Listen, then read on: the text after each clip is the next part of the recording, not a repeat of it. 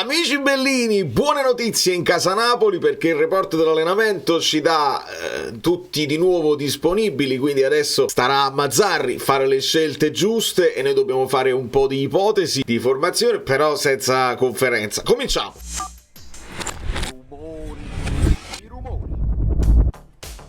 Allora, nel dare il benvenuto a Fernando Fantoni e a tutti i nuovi iscritti che si sono affacciati sul canale, io sono Valerio Fluido, potete iscrivervi al canale, potete non farlo, cambia veramente poco, però il like mi piace, il like mi dà soddisfazione per il lavoro fatto, perché qualcuno mi ha pure detto, ma tu solo polemica, la polemica... Se io volessi fare solo polemica, mi basterebbe fare un video sfogo di 4-5 minuti col telefonino così, faccio il video sfogo, faccio le mie visualizzazioni perché che io lucro, mi dicono che lucro, e risolvevo così. Invece non mi mettevo a perdere 2 ore per ascoltare, mezz'ora per trascrivere, 40 minuti di registrazione, più una buona mezz'ora di editing, tutto questo studio a perdere. Perché? Perché volevo rispondere parola per parola sui punti che non mi convincevano. E faccio un appello agli addetti ai lavori, non voglio nemmeno la paternità della cosa, non mi interessa solamente il bene del Napoli per il futuro.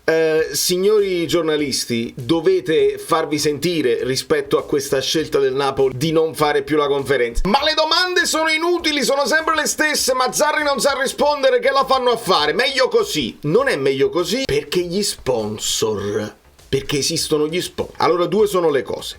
O gli sponsor ti hanno già pagato in anticipo per avere anche un tot di conferenze dove i loro nomi escono alle spalle, la Coca-Cola, Socios, Sorgesana, le Nuove Acque. Se già ti hanno pagato in anticipo, li fai arrabbiare. Se invece ti pagano volta per volta, stai perdendo soldi. Se invece tutto questo dici vabbè, chiudiamo un occhio, quest'anno è stata una stagione particolare, perdi potenzialmente nuovi sponsor per l'anno prossimo, perché quello che viene a firmare con te dice ma aspetta, ma fai un'altra volta il silenzio stampa, oppure hai deciso di non farle fare più le conferenze pre-partita, post-partita, non ti piace, vuol dire che ti diamo un pochino di meno. Quindi io lo faccio sempre per il bene, non me ne frega che il Napoli parli o no, ma dobbiamo guardare oltre. Quindi qualcuno degli addetti ai lavori, se non si guardano il mio video, quelli del Napoli, glielo faccio sapere che non è una scelta secondo me saggia e lungimirante quella di togliere da mezzo gli sponsor, cioè di togliere da mezzo le conferenze, quindi togli visibilità a uno sponsor che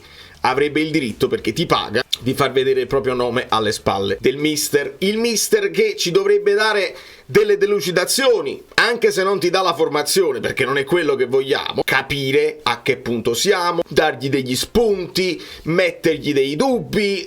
Uno che si presenta in conferenza e dice ma la vuoi giocare difendendoti oppure in attacco in avanti? Sono tantissime le ipotesi che possiamo fare con Mazzarri e andiamo a vedere che succede. Ci spostiamo per vedere il report dell'allenamento. Ieri, mi perdonerete, non ho voluto fare un ulteriore video, il video dell'altro ieri 40 minuti, ho preferito star zitto e leggere. Per una giornata ho semplicemente letto la maggior parte dei vostri commenti, che qualcuno ha capito, qualcuno di meno. La riflessione è sempre quella: può avere ragione De Laurentiis, può avere torto, posso essere tutto sbagliato io perché ho twistato le sue parole in maniera tutta sbagliata, oppure posso avere ragione perché quella frase non aiuta l'ambiente. Risulta comunque divisivo perché sono usciti moltissimi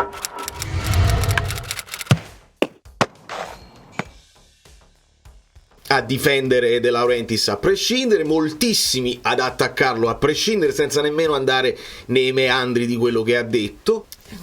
Non bene, quindi fai parlare gli allenatori e fai parlare di campo, che è meglio. Il campo ci dice che, guardate, c'è Zielinski che ride, chissà se uno Zielinski recuperato, perché Zielinski è titolare di questa squadra, non mettiamo, poi può giocare male, può stare fuori forma, va benissimo, però è uno di quelli che è sempre stato titolare con tutte le amministrazioni, Garcia, prima con Spalletti ovviamente, torniamo indietro a Gattuso, è titolare in Napoli per quello che ha qualità. Quindi adesso ci troviamo al bivio, perché il Napoli si è allenato, gli azzurri preparano il match contro il Milan, vedete Nathan, vedete Oliveira, c'è Politano che ha recuperato, la squadra ha lavorato sul campo 3, c'è Lobbo, sullo sfondo è Lindstrom, vedete Raspadori, vedete Mario Rui, ovviamente tutti disponibili, ma con le defezioni che sappiamo. Zielinski, Olivera e Meret hanno lavorato in gruppo, questa è la novità importante. C'è Mazzocchi e noi sappiamo che ci manca Dem perché è fuori lista, ci manca Gaetano perché è andato, quindi io devo toglierli i giocatori che sono stati venduti, tipo Elmas, così. Osimhen, che giocherà praticamente in contemporanea la finale della Coppa d'Africa, e Mario Rui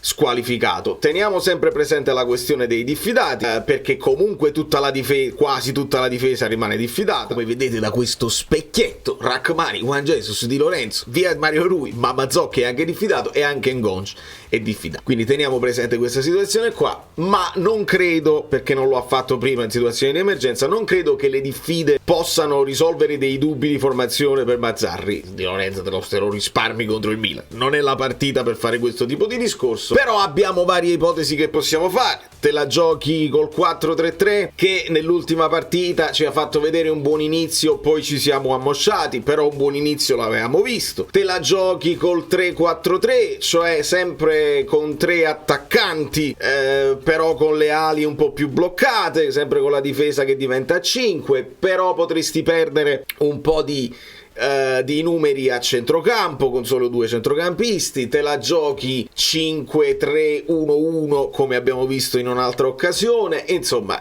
sono tante le cose che Mazzarri ci dovrebbe far sapere. Voi potete farmi delle domande qua sotto per un'ipotetica, il famoso giochino che facciamo, dobbiamo cavarcela così. Io vi posso dare la risposta che vi darei io e la risposta che probabilmente darebbe Mazzarri. Posso rispondervi con questo double pass, perché oramai più o meno l'abbiamo capito il mister come ragione. Il primo dubbio è, e qua già lo so la maggior parte come mi risponderà, tra Gollini e Meret. Se Meret ha recuperato al 100%, io lo so che voi volete ancora Gollini.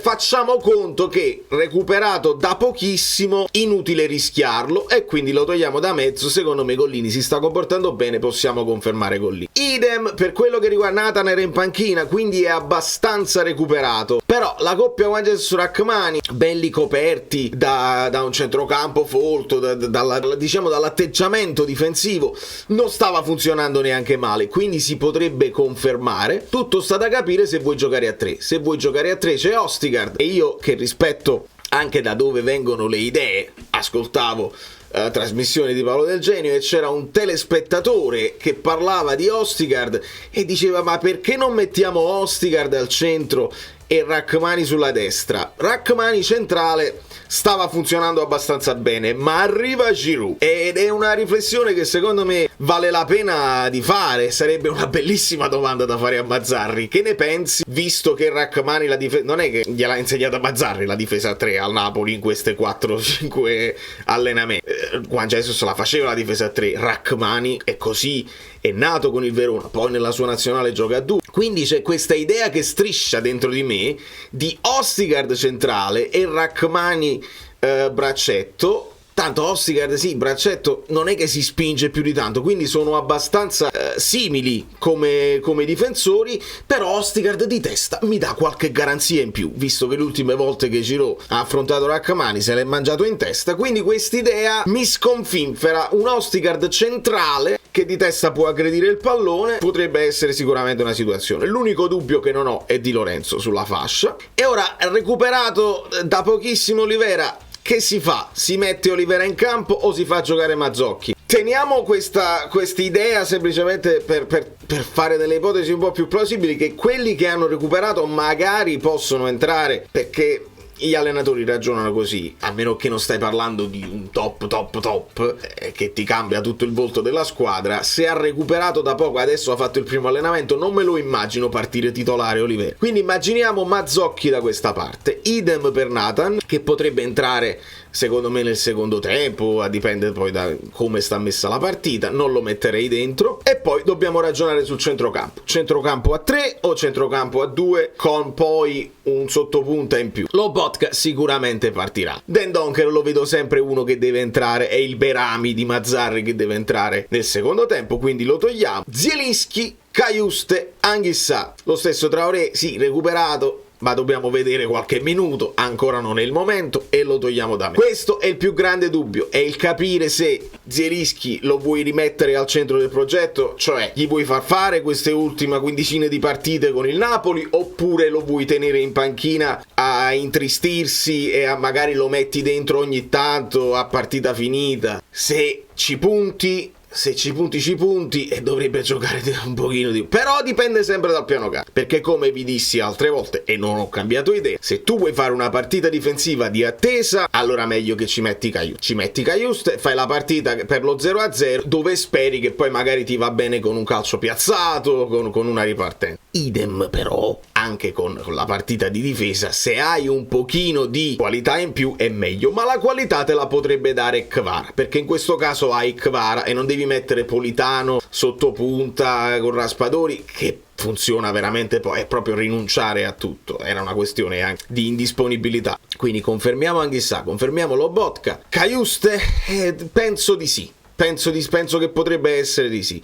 Lindstrom ci è piaciuto, Ngonge ci è piaciuto, Politano è parte quasi sempre titolare oramai, quindi però Politano aveva avuto qualche problemino, quindi il ballottaggio con Ngonge secondo me si potrebbe tenere presente, però se abbiamo tre centrocampisti, e credo di sì, quindi levo Zielinski, immagino Simeone là, quindi levo Raspadori, Kvara, Simeone, levo Lindstrom, levo Politano e levo Ngonge, questa potrebbe essere la situazione anti-Milan, ragazzi. Io la vedo più o meno così, poi Mazzarri ci dovrebbe far sapere. È un 5-3-1-1, è un 5-3-2, chiamiamolo come vi pare, un 3-5-2, chiamiamolo come vi pare. Kvara libero di svariare, anche perché Mazzarri ha avuto tantissimi complimenti per Kvara centrale, dietro la punta, più vicino al tiro. Signori, poi quello, hai visto, l'ha messo centrale sotto punta, ha segnato. Kvara fa lo stesso gol che fa contro il Monza l'anno scorso e non era sotto punta l'anno scorso, era che da sinistra si accentra,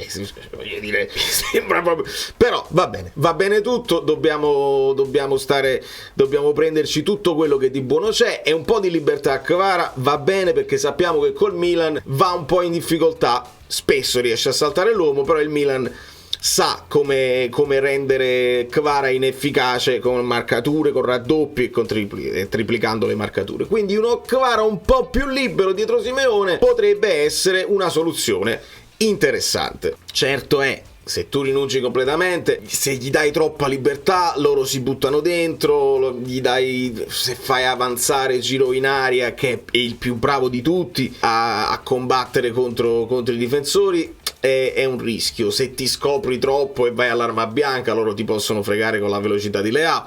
Hanno le armi per farti male, senza dubbio. Il Napoli, io se mi dissi con la Lazio bisognava vincere e basta, se il Napoli pareggiasse non direi nulla onestamente a Mazzarri e alla squadra. Mi piacerebbe vedere un atteggiamento un pochino più coraggioso, però capisco, mi rendo anche conto del periodo in cui stiamo, e il Milan sta in una buona forma, bisogna essere onesti, quindi visti i presupposti e visto che la corsa non la fai sul Milan, rimanere attaccato adesso a quel trenino di squadre non sarebbe male. Continui a fare punti, comunque muovi la classifica, lo accetterei meglio di quanto non abbia accettato il pareggio con la Lazio di rinuncia totale senza un tiro in porta. Non sarebbe male, ecco, non sarebbe malissimo. Se vinci dai un bel segnale al campionato, dici attenzione, tornano tutti gli effettivi e il Napoli può non dico somigliare a quello dell'anno scorso, ma può metterti in difficoltà, perché i giocatori ci sono. Nell'idea che prima o poi tornerà anche Osimhen, ho visto un altro TikTok dove gli chiedono di creare il giocatore suo ideale, e onestamente sto ragazzo io non lo capisco più, perché piede sinistro Chukwueze, lui dice, e vabbè, Chukwueze ci sta, è un suo compagno di squadra, è un suo amico stretto, quindi vuole fare la cosa carina, dice il miglior sinistro è Chukwueze, vabbè. Allora forse si intende i giocatori in attività, non devi tornare indietro al sinistro di Maradona, che poi Osimhen ha detto, la leggenda, la più grande leggenda è Maradona. Vabbè, crei il tuo giocatore ideale, il sinistro di Chukwueze, va bene. Il piede destro, lui ci pensa parecchio, dice Leao, vabbè, sarà. mi chiedo, ok, allora Leao non è un suo compagno di squadra in nazionale, probabilmente sono amici, si stimano, è una scelta anche lì di amicizia, perché ok, quindi magari lo sta creando nel campionato italiano. Potevi dire Kvar, ma non fa niente, non devi dire per forza Kvar.